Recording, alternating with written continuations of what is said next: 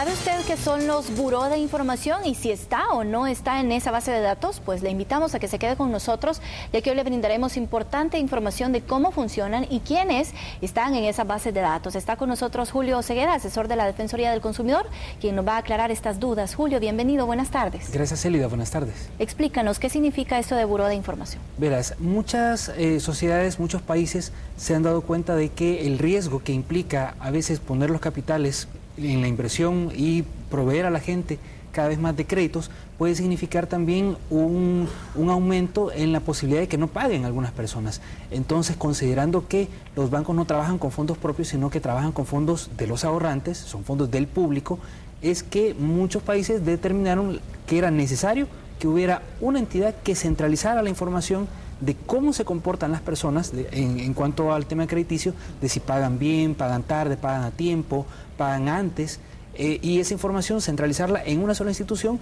para que todas las instituciones, las personas, ya sean jurídicas o personas naturales, que vayan a dar un crédito puedan revisar en estos burós para saber si la persona que está solicitando un crédito representa o no un riesgo de falta de pago a futuro. A ver, en términos prácticos y quizá para que lo entendamos, esto es lo que nosotros conocemos como DICOM. Exactamente, esta es una empresa que está autorizada por la Superintendencia del Sistema Financiero precisamente para centralizar la información de entidades financieras o cualquier otra persona que tenga un contrato con ellos y que por supuesto la persona consumidora le haya autorizado compartir su información crediticia. Es decir, yo hago un crédito de la naturaleza que sea, le firmo al banco una autorización para que comparta mi información crediticia y el banco lo envía tanto a este buró privado como también a la base de datos que tiene la superintendencia. Y en estas dos bases de datos se puede ir verificando si la persona tiene un buen récord o no.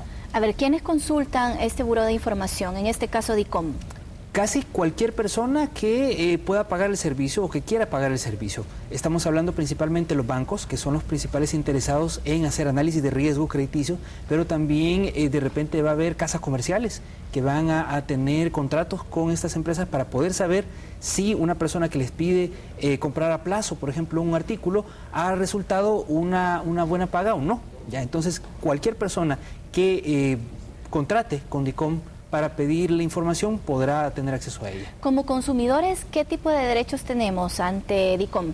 Bueno, lo primero es que no se puede compartir información si la persona consumidora no ha autorizado que así sea. Es decir, nosotros como consumidores tenemos el derecho de no firmar la autorización de compartir información. Lo ideal en términos de mercado es que sí se comparte esa información. A ver, ¿en qué momento firmamos esto? Cuando hacemos un contrato de crédito, por ejemplo.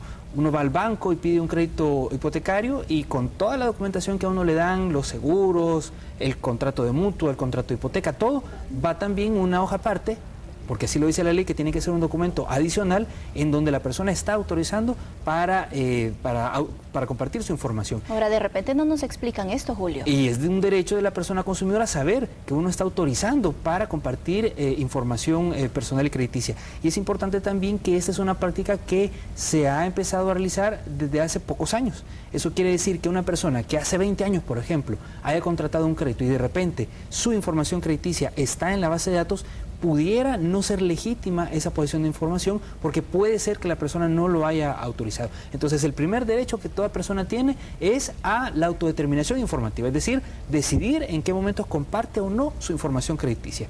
Ahora, dada la autorización, no se puede revocar, ¿verdad?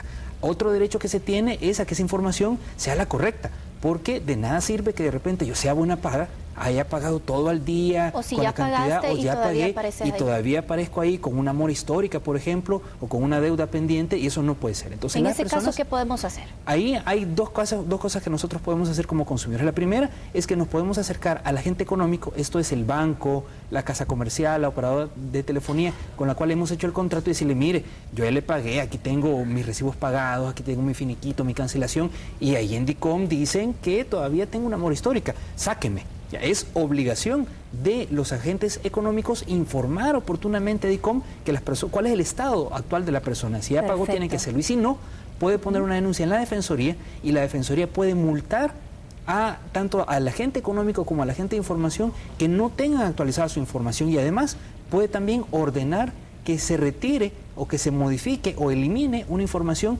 indebidamente registrada en una de estas bases de datos. Importante saberlo. Gracias, Julio, por habernos acompañado. Te esperamos la próxima. Para servirles.